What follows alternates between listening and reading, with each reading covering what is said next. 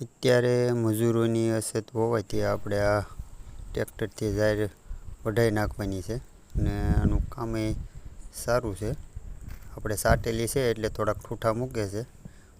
વાવેલી હોત તો ઠૂઠા નથી મૂકતું, પણ તોય એટલા બધા ઠૂઠા નથી મૂકતું. કામ બહુ સારું છે અને તમે જુઓ પાથરા એક જ સરખા પડે છે એટલે કાંઈ ઉપાધિ રહે નહીં. બપોર પછી 3:30 થઈ ગયા હતા. તડકોય ઘણો હતો, પણ પપ્પુએ ચા બનાવી નાખી હતી એટલે આપણે પછી પીવાની હતી એટલે વિક્રમભાઈને બોલાવી લીધા. આ અમારા પપ્પુ છે ને આ વિક્રમભાઈ ને આ આપણે પોતે. આ થોડો વિડીયો આપણે આગેથી ઉતાર્યો છે, થોડોક મોટો છે, પણ જાહેર જોવો તમે આગેથી જોવો તો ખ્યાલ આવે.